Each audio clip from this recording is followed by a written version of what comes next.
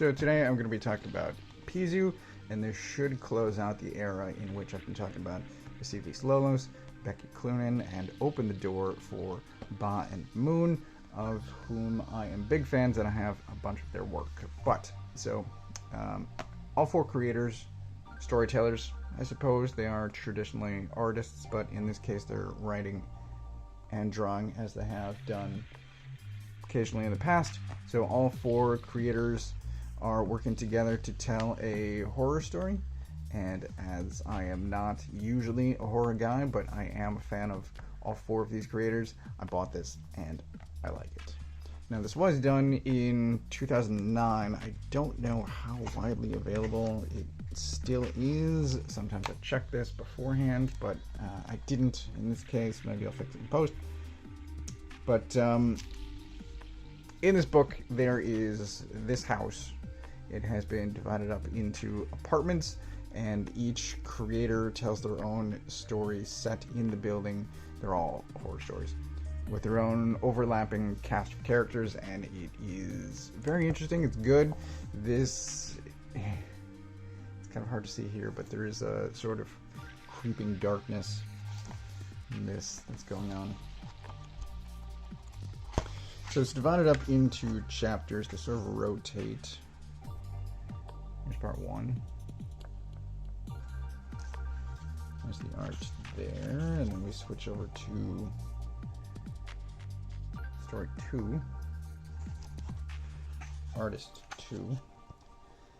Then we get story 3, some of the art, and finally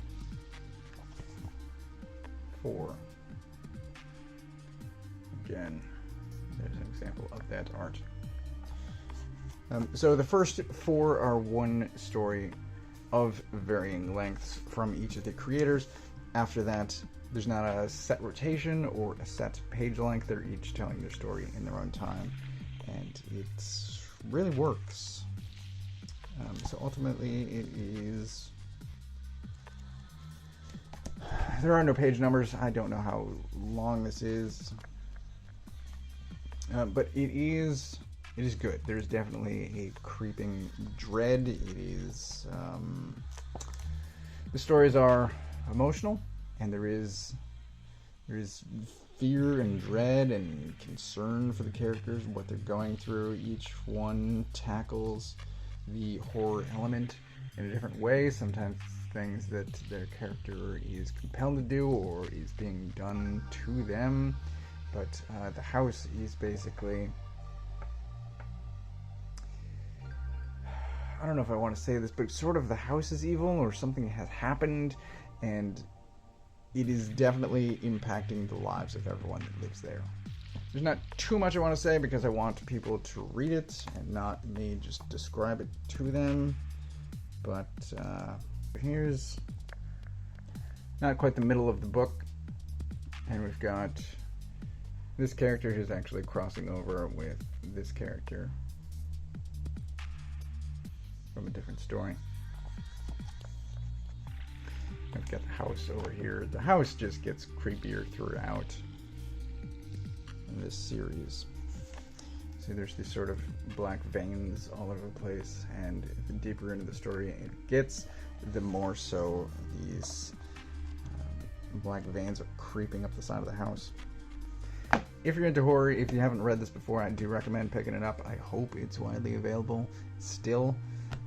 Probably in softcover. I don't know how available the hardcover still is, but it is good even from a non-horror guy such as myself.